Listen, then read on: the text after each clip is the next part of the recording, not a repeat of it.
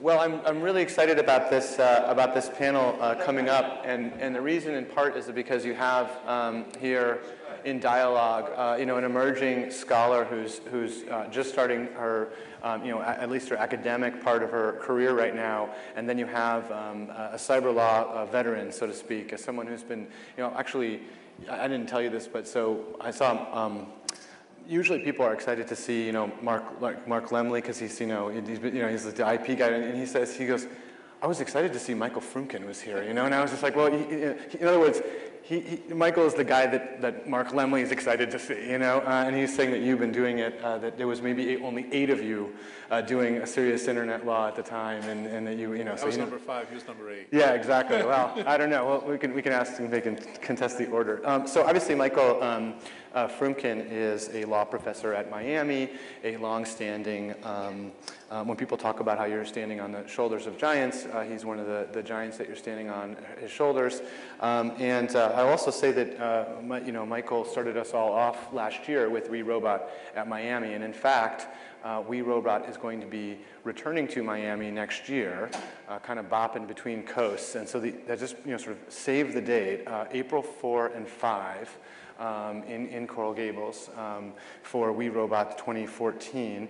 And I'm not going to do a lot of detailed intro, but if you want to follow Michael's thoughts, you can do so on discourse.net, and from there you can actually follow him other places as well. And then, as I mentioned, Marina Cooper, she is a JD candidate at the University of Ottawa, and has studied with Ian Kerr here, was a research assistant for Michael Geist, whom many of you also know as well, and has a master's in global studies.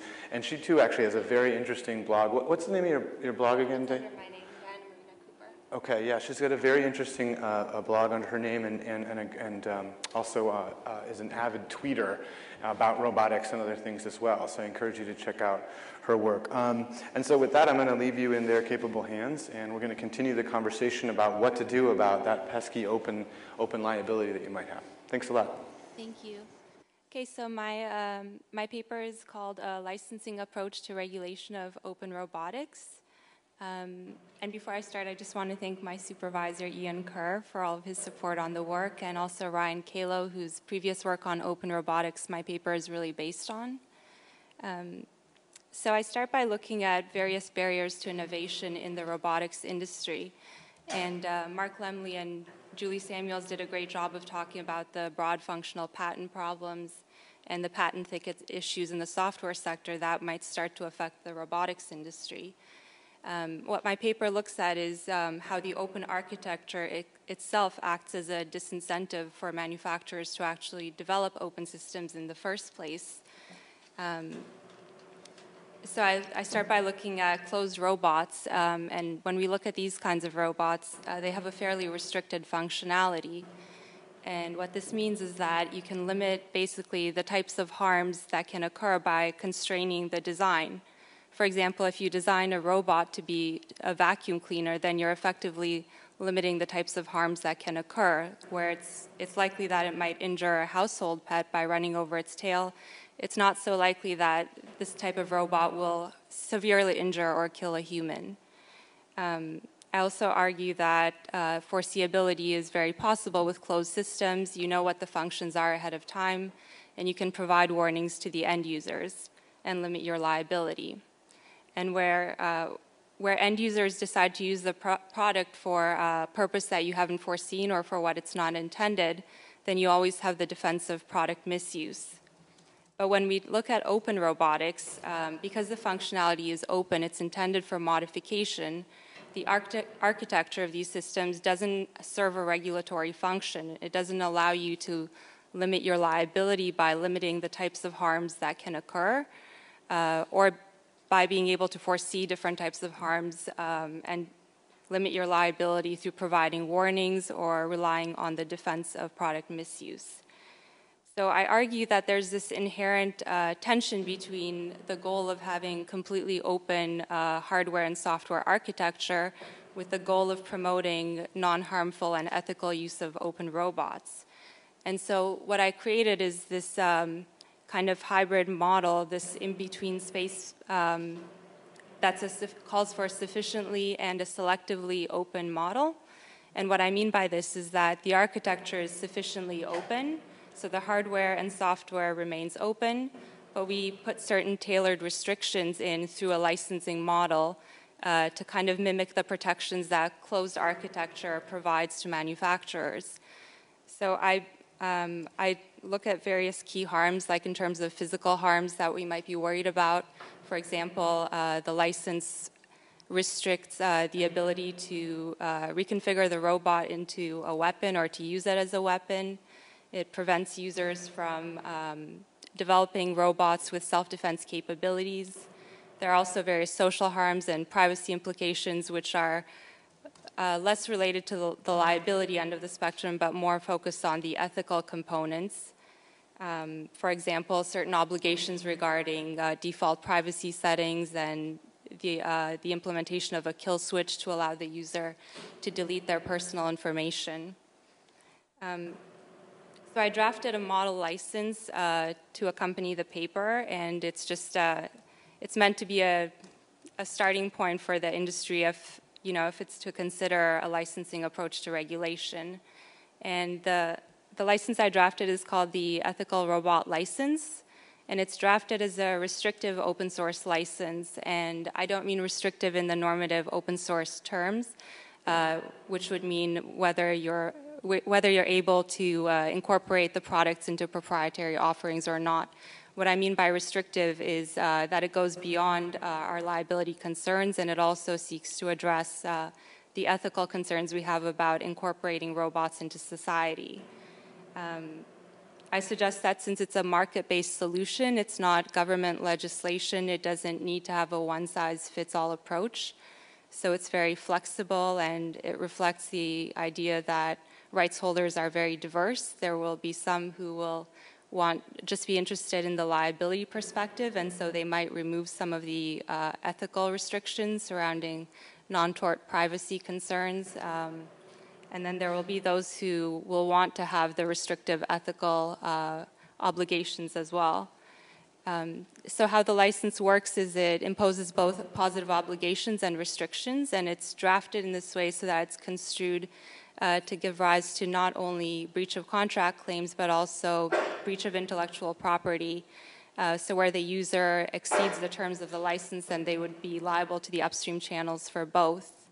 I recognize that the license, is incapable of actually preventing users from using the robots for harmful purposes, but what the function that it serves is that it tries to remove the disincentive from manufacturers to not develop open systems based on worries about liability or ethical concerns. I'll let you take over. All right, well, that's a great introduction. So the core of this paper, as I read it, is that creating a standardized ethical license would valuably advance the safe and rapid deployment of robots in general and open robots in particular. And one of the interesting aspects of it, at least, is that it wants to use sort of jujitsu and use the fear of tort liability to achieve ethical ends, and that's pretty cool. And it goes better than that because the paper also offers a draft of what the license might look like. And I want to really emphasize that that's a very important feature of what's going on in this paper, maybe the most important feature. Because serious discussion of anything like this requires a text. And even if what we end up with doesn't end up looking like this, you've got to start with something. And just starting that conversation is a really big deal. Now, I say that because this is not the kind of body in which we can do a drafting exercise. So I'm not going to sit down and try to critique the text line by line, which is what you do when you're having that conversation.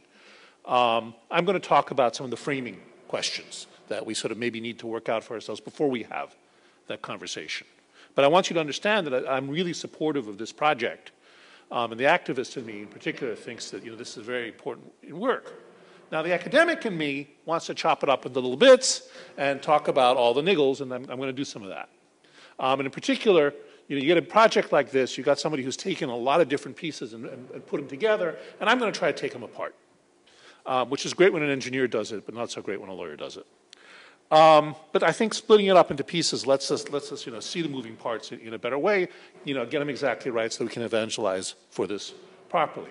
So the first thing is the paper as drafted, uses the term open source in a very general way to, benefit from an understanding of what open source software looks like, which is fundamentally a copyright issue, and tries to basically bring it into the patent world.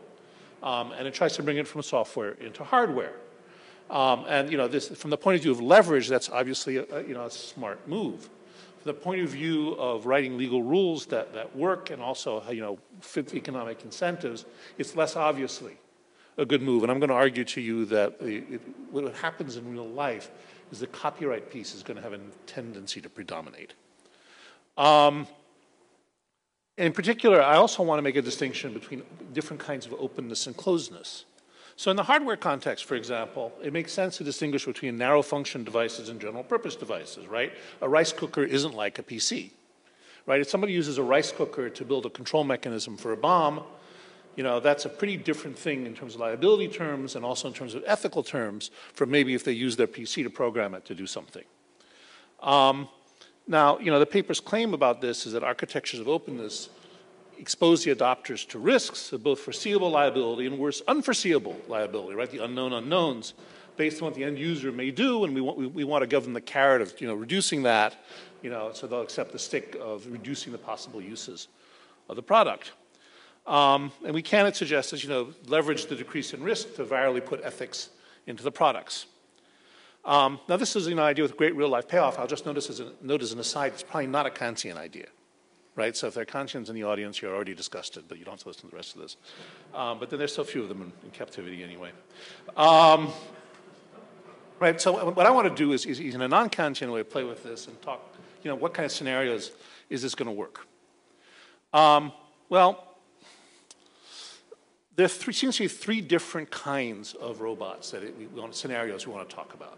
So one is the narrow function limited hardware robot. Right? This is a product which is developed with a specific functionality in mind in hardware, and the hardware limits it to not being able to do a wide variety of things. And the reason this category matters is it doesn't really matter what kind of software it's running, because it just can't do stuff unless you modify it.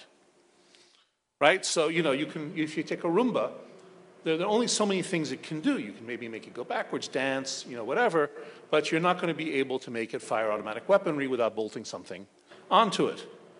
Now, if you have a general function robot with closed software, it might be equally limited. That's because of software choices which are preventing the hardware from doing everything it could do. Right? And here, by hypothesis, the hardware would be capable of doing other things, but the software doesn't let it because you've got either closed source or walled garden software, which allows the people who are putting out into the marketplace to control what the downstream people do with it. Now, from the point of view of the person who gets this thing, how are they going to unlock that functionality without the approval of the seller? Well, they're going to do one of two things. They're going to hack the software or replace the software, or they're going to hack the hardware in some way that gets around the software, prohibitions, whatever they are, interlocks, or whatever. To the extent that they're doing it in software, they're going to run into a world of legal pain, because DMCA and other stuff, software law, copyright law is going to come and get at them like as not. If they're doing it in hardware, the legal question, as I understand it, and here I say this with less confidence because patent law scares me, is whether or not they're infringing because there's something specific about the interlock which they have to reproduce, which violates a patent. I just spent a very unedifying 2 days reading about the automobile industry and people's attempts to prevent people from making replacement auto parts, and learned almost nothing relevant from that into all that reading. Thanks. But so people are trying to do that, but it's not clear to me how the methods that they're using would actually be successful in this context. And the third category of robot is general function open robot, right, where somebody launches it out. It's capable of a variety of tasks, including some not contemplated by the designer or manufacturer, and the software isn't designed to prevent this. In fact, maybe the software permits this.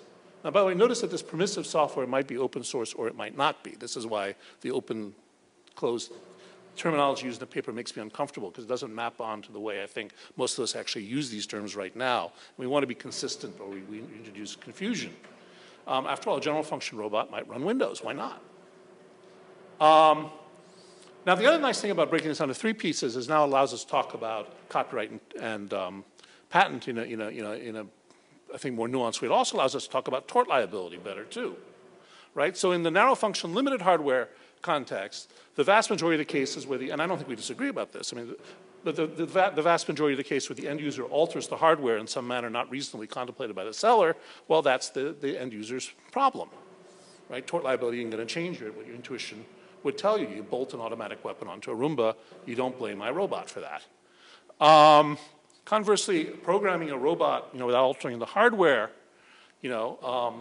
maybe the seller might have some risk there because they launched a product which can, be changed by people to hurt people. But that's going to be a pretty fact-based question.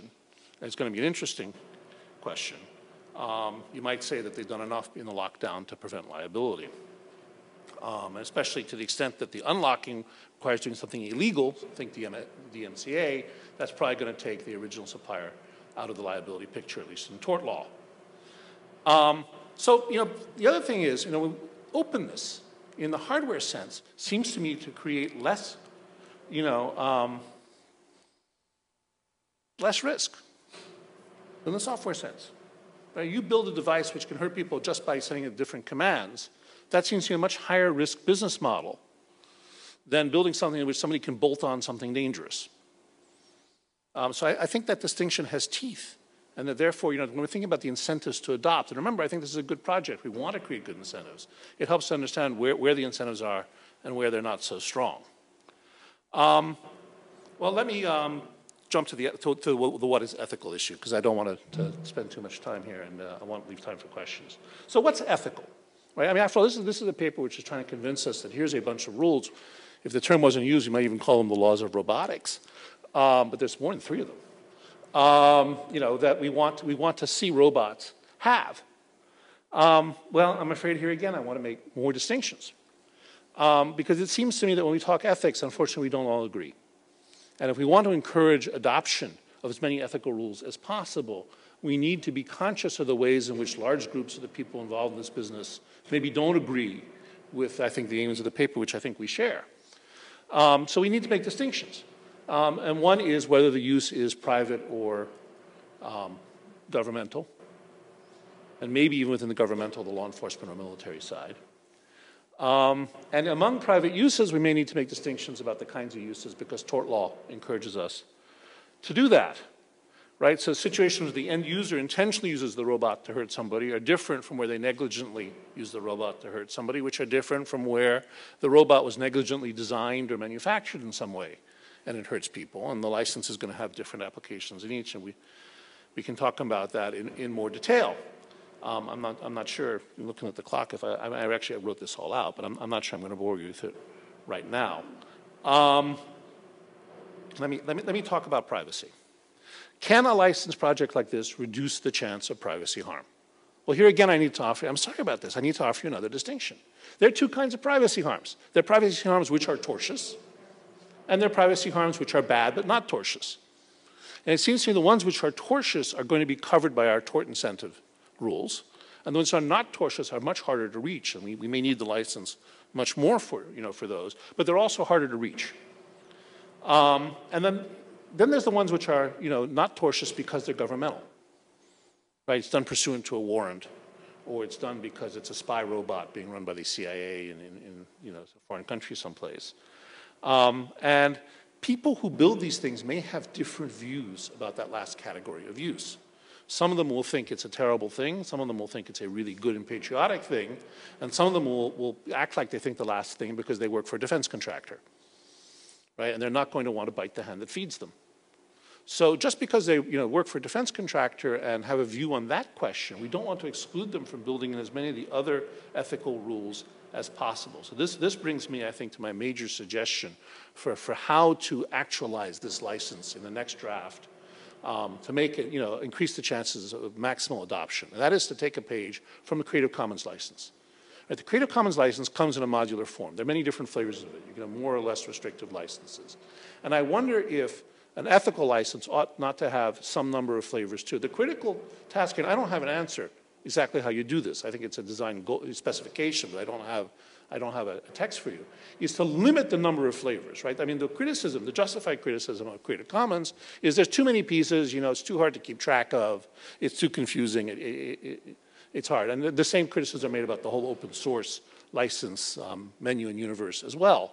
I think given the lack of, unanimity in people's views about ethics, we cannot escape having some gradations.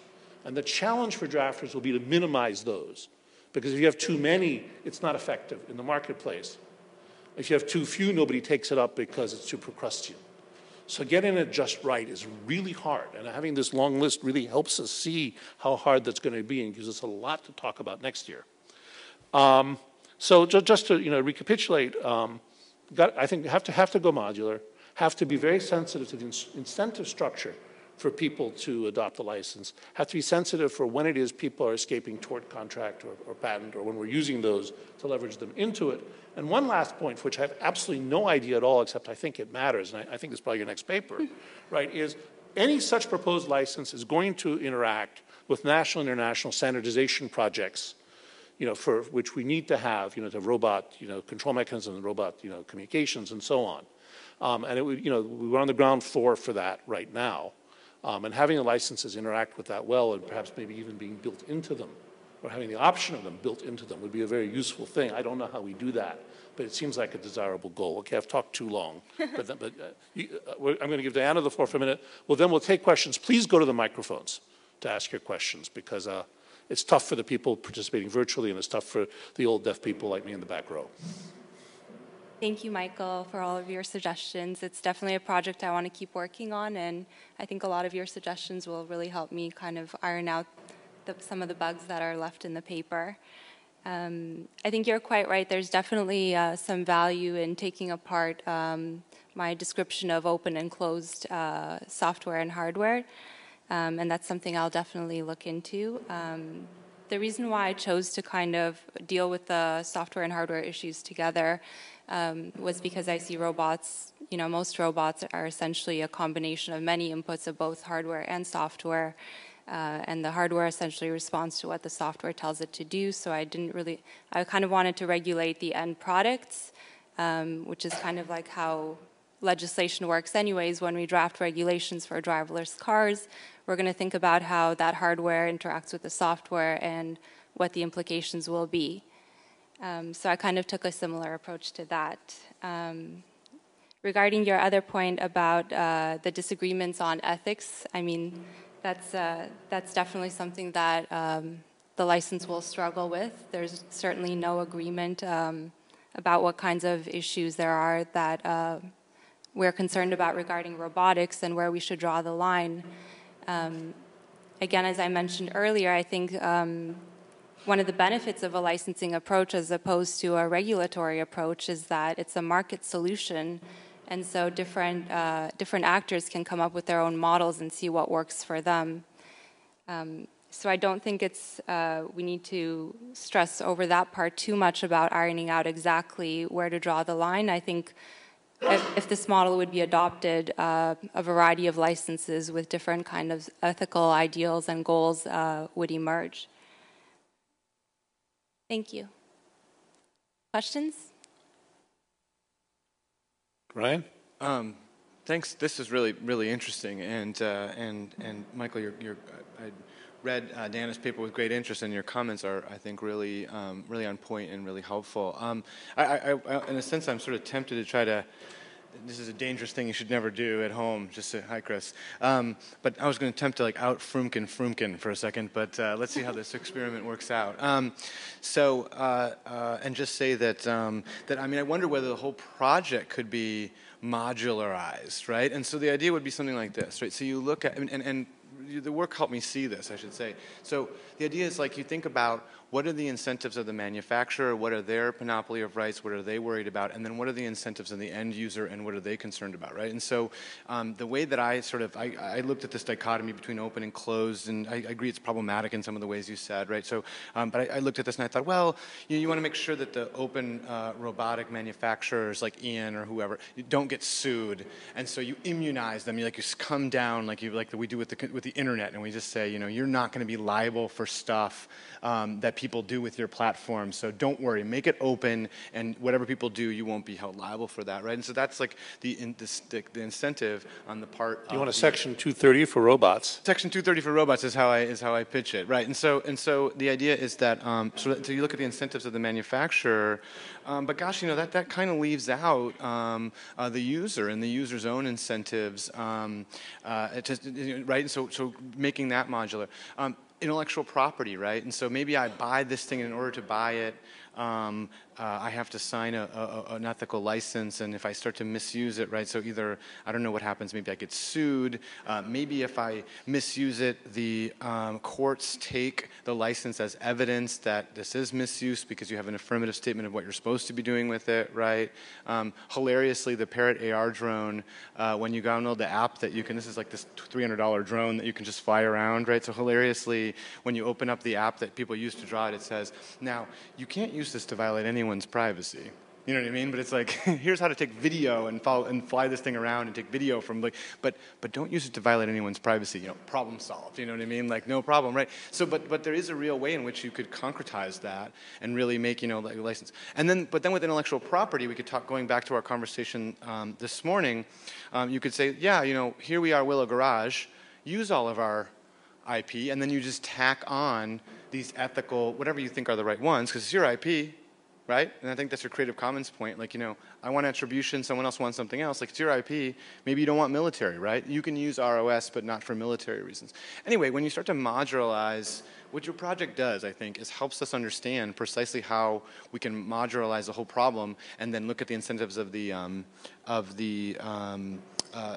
person who owns the IP or owns the platform or selling it, and then the end user. And so, I don't know, that's not even a question really, it's just a sort of long-winded thing to say, but I just wondered if I get both of your reactions to that. First. Sure.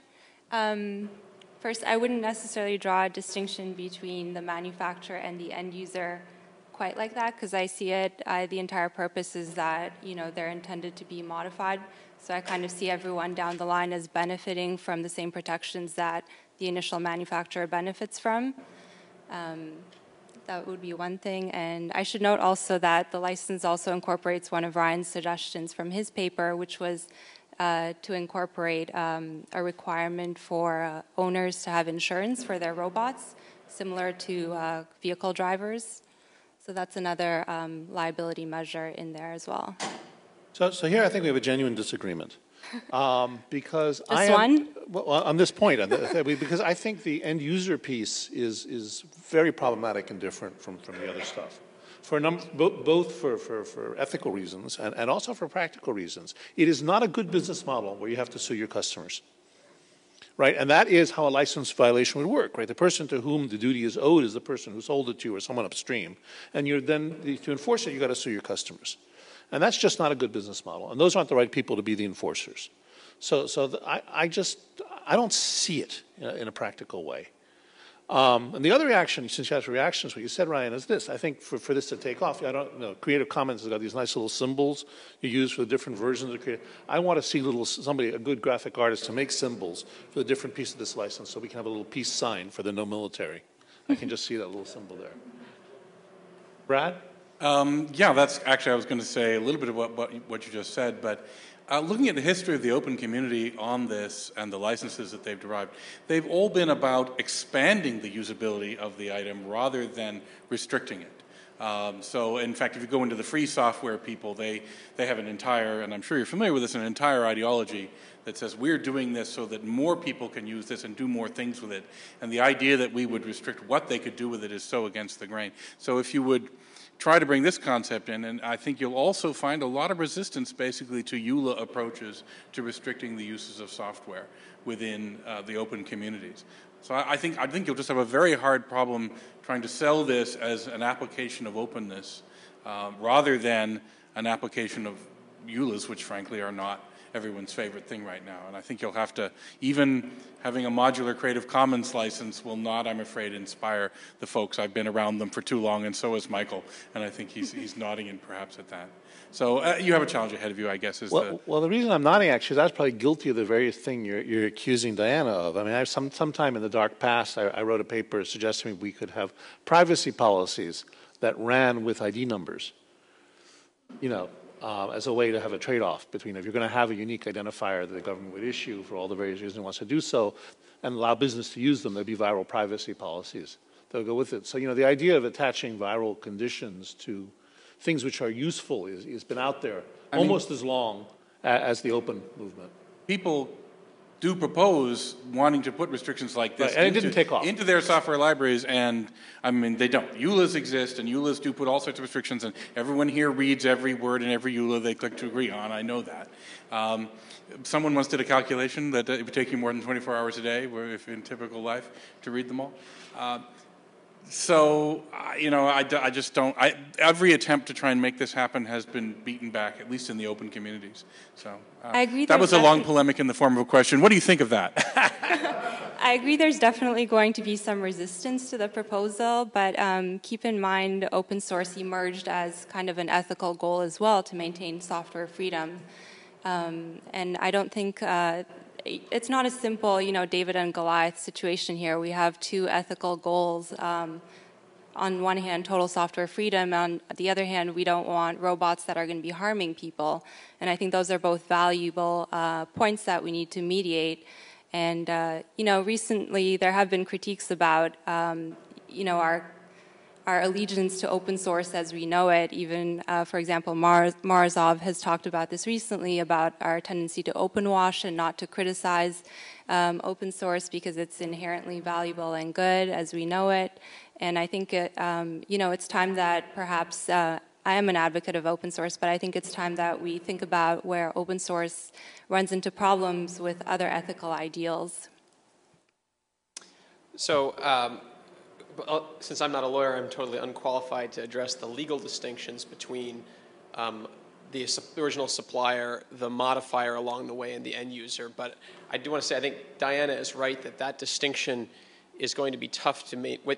Even though it may be legally very significant, it's going to be really tough to maintain in the real world. And that's because if you look at sort of this overarching trend for which open source software is the ultimate embodiment, there's a guy named von Hippel who wrote a lot of business school papers about toolkits for innovation, how if you pass the ability to customize down to the end user, you get heterogeneous servicing of heterogeneous markets, and that's a really good thing. And open source software is the ultimate embodiment of it. You hand a product to the end user, and he thinks he's the end user, but then, oh, look, there's a problem with it, and he actually goes in because he can. He goes in and he fixes it, and he backpropagates the change up, and now the world is a richer place. So the problem is, you know, at any given point in time, as you take the, you know, imaginary org chart of this product life cycle, you can't point to a box and know whether or not that is an end user or that is a customizer.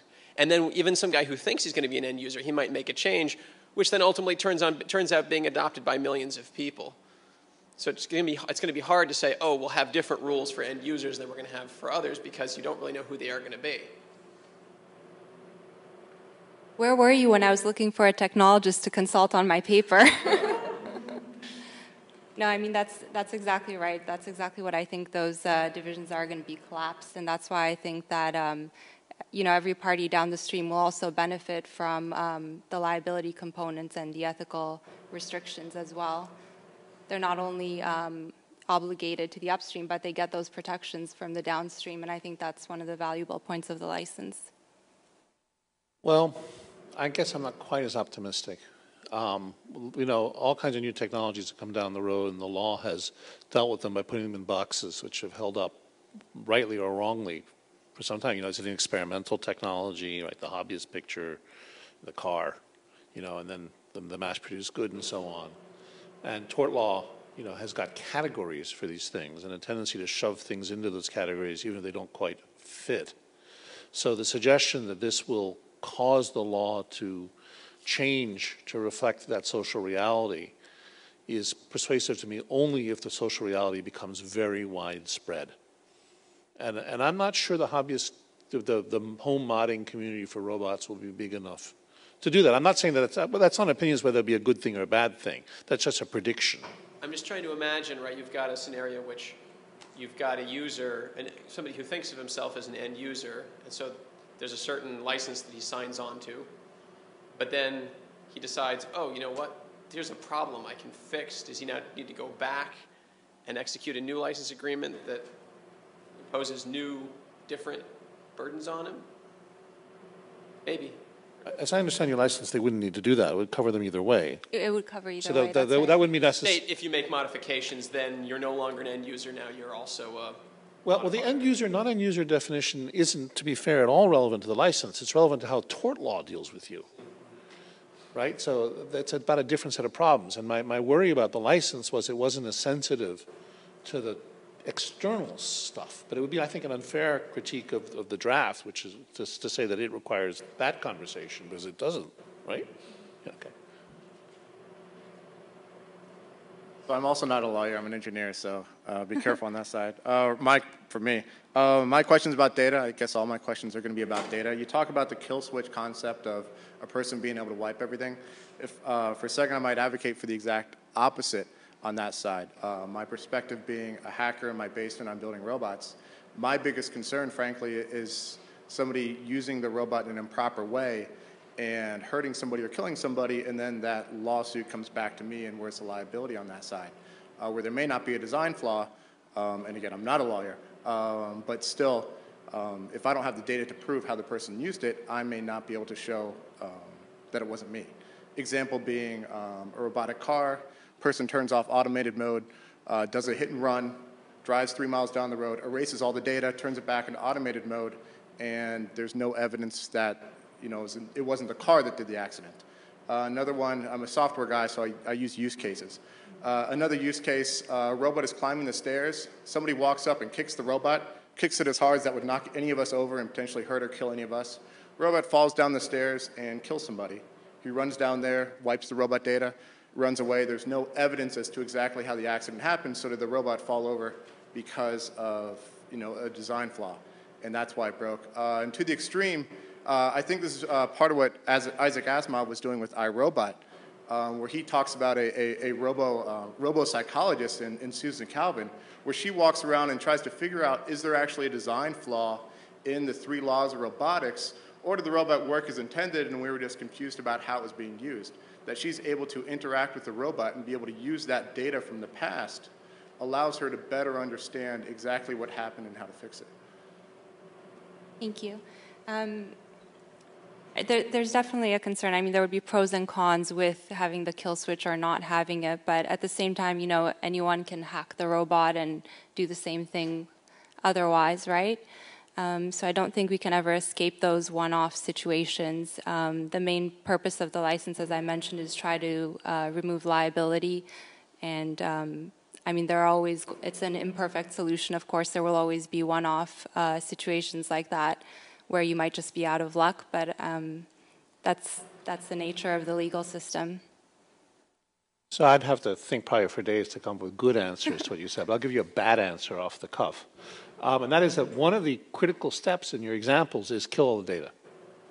And I kind of wonder about the futures I imagine to how realistic kill all the data will ever be, because the thing is, you call it phoning home in real time. There are backup servers everywhere. There's no escape. There's cameras all over the place. We're wired, if not inside our brains, then in our smart clothes and all the rest of it. So I really, kill all the data. We should be so lucky. That's the bad answer, right? And the other thing, which I have a question for both of you, is kill switches. I mean, my contrary brain starts thinking about what are circumstances where kill switches would be bad. So, I'm hooked up to the respirator. Do I want that respirator to have a kill switch? So, my heirs can come in and, inherit, before I dissipate it all on American medical bills. How many apps are there where kill switches might be problematic? I mean, is it obvious that kill switches are always a good thing, I guess, what I'm asking? No, I mean, I don't think they are always a good thing, but as I mentioned, I mean, someone could always hack your robot and do the same thing, so I don't think that we're really getting away with anything with removing that functionality. I think the benefits probably outweigh the costs of having the technology. And to follow up, looking at robotic cars, where eventually the human will be the weakest element in the loop of driving, right? At what point do you take them out of that, and what control do they have there? I'm not sure it's a kill switch situation, but certainly there's an authority issue, which I think is what you're trying to describe. Well, nobody lets me drive the subway.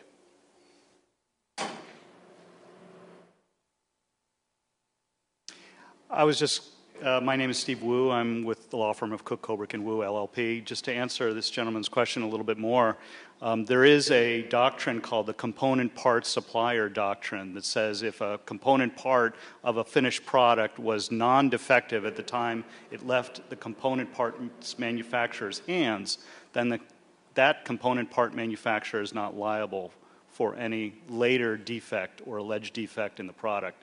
I wrote a paper on product liability cases and kind of surveyed some of the product liability cases relating to robots and unmanned vehicles, and I'm glad to provide anybody a copy of that paper if you're interested in it.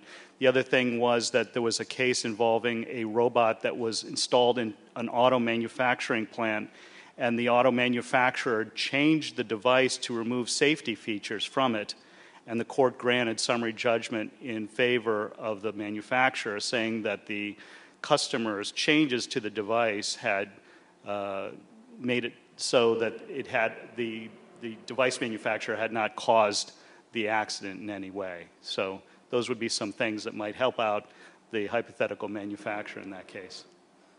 So to pull that through, and I think that this gets back to the license side, or it may not, it's okay, just shut me up, is what about when a product is designed such that it's allowing third-party systems? So like an iPhone, right? The worst thing an iPhone does is it breaks or it shares all your personal data, right? It's not going to kill somebody straight off. Whereas a robot, if a third-party piece of software gets hacked, or even a potential legitimate third-party software, right, goes bad, how do you figure out the liability on those sides?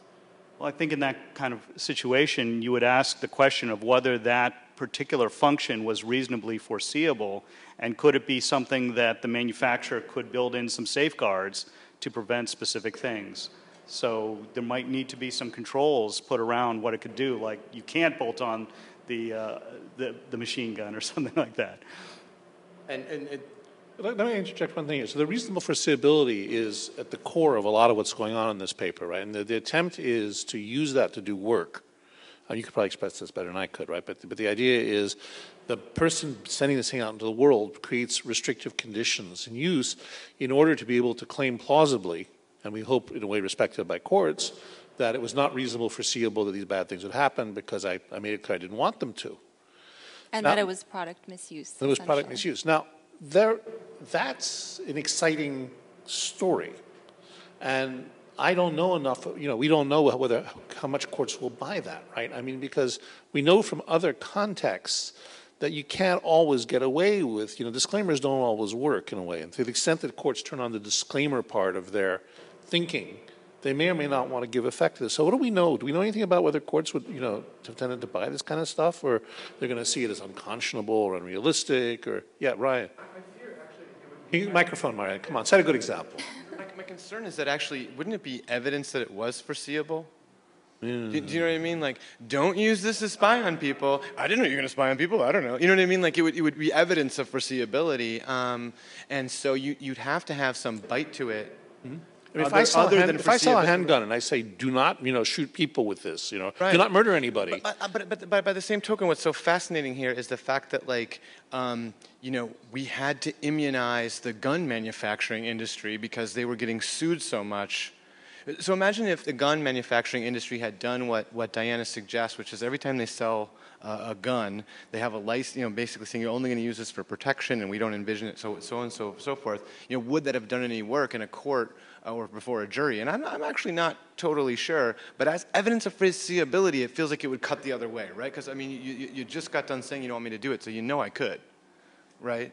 Well, but you're not initially designing the product, to function as a weapon or anything, presumably, right? And the fact that it's an open system, you're just stating up front what you don't want the product to be used for. So I don't know necessarily that I buy into the fact that putting restrictions up front, so when you don't have the functionality yet, to have that foreseeability. So it's like writing a word processor and saying it won't be used to write any bad reviews of my product line. I don't know. Yeah. I mean, they do make printers and photocopiers that won't copy money, right? If you go to any of those. In the Java license, it says you cannot use it for safety critical systems, but I don't know if that's a liability issue or is that a disclaimer? Well, it puts the next user on notice that they should have known better. So it puts some liability on them. Oh, well, I just wanted to sort of shift the conversation a little bit. It's quite lawyer-centric, and of course, this is a legal paper that relies on licenses. But I am curious to hear what people in the room think, actually the audience thinks, in terms of the general aspiration of what's going on here. Now, Brad, you were talking before about the idea that this wouldn't fly very well in a free software community where the emphasis is on free. But I think the idea here is that as we move towards a generation of potentially lethal robots, that the idea is no longer that free isn't the important modifier. Good, or at least in Google-type language, do no evil, kind of is the aspiration there. So in a sense, I kind of... I mean, your point is taken, I think, in terms of some of the issues in the context of what the license will permit or not permit in a court of law. But I think aspirationally there's something very interesting, which is I think what Mike was picking up when he said he was supportive of the project to begin with, that in the same way as Creative Commons wanted to say, no, we don't want to go with all rights reserved. Some rights reserved is good enough here. And the idea that there's communities within the robotics community that want to say, we actually want to see this in a sense as a kind of branding, that we stand behind certain standards which have an ethical basis or something like that, as hard as it might be to write the code or even the licenses themselves. Organic robots. Just to be a pedant, Google's motto was don't be evil, not don't do no evil. I mean, I wanted to call into question the earlier notion that people would rebel against this because it's a EULA. I mean, the GPL is a license, right? That says we put extra restrictions on you. I have this code. I'm not putting it into the public domain. I'm putting it under a license, and if you want to use it, you can, but you have to obey the following rules because these are rules that I think are fair. And it turns out a lot of people think that they're fair, and so a lot of people use it. And I think it isn't clear to me that just because this EULA would put restrictions on people, that people would resent them. I mean, there's this notion that you can have restrictions that help the larger, that help in the end push away other restrictions, reality-based restrictions. And the the three versions of the GPL are essentially attempts at that, and they're used by an awful lot of people, especially people who feel very strongly about this. Microphone, please.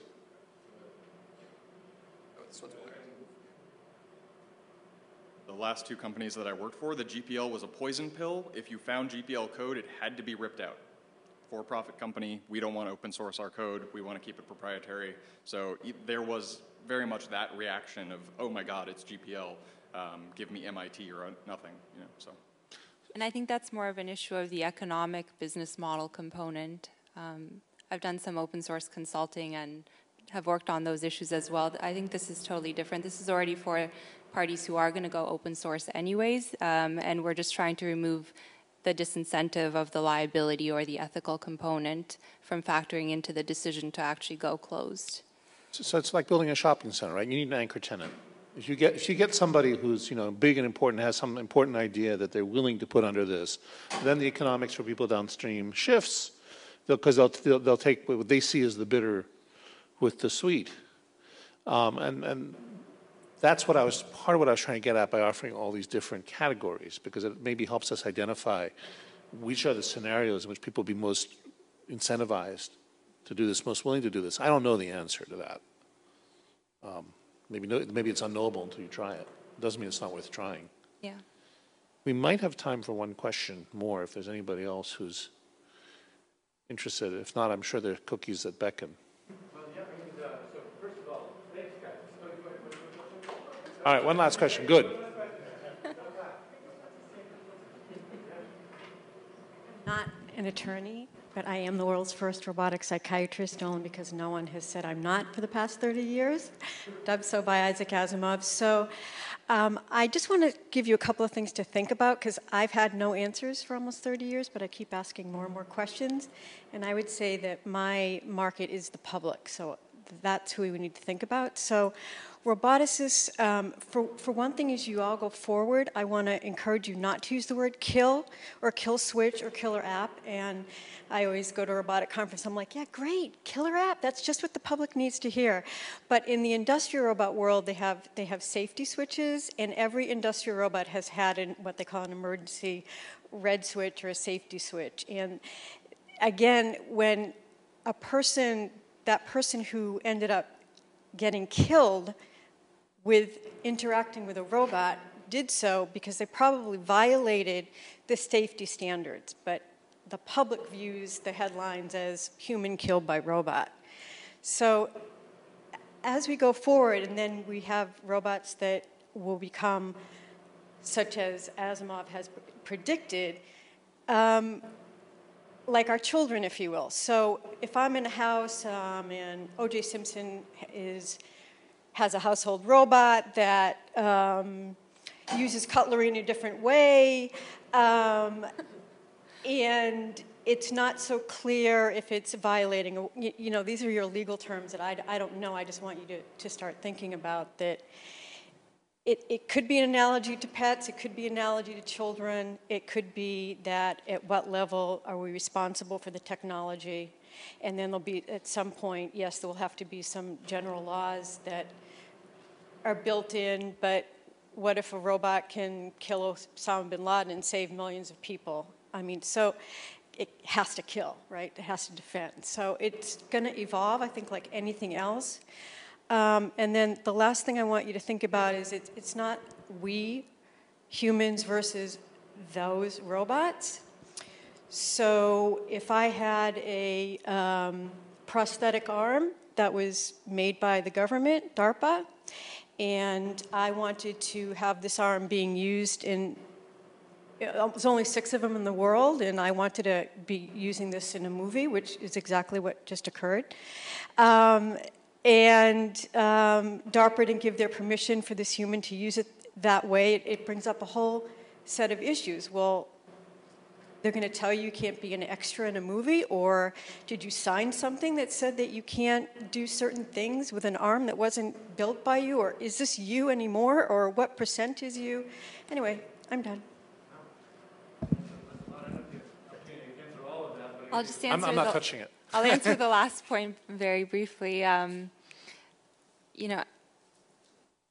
As I mentioned, the license doesn't, there are very few tailored restrictions put into it, and those are, not to prevent you from using your prosthetic arm in a movie or anything like that. They're really kind of trying to get at the key harms, like, transforming it into an actual weapon to hurt people, or using it for surveillance purposes in the military or to torture.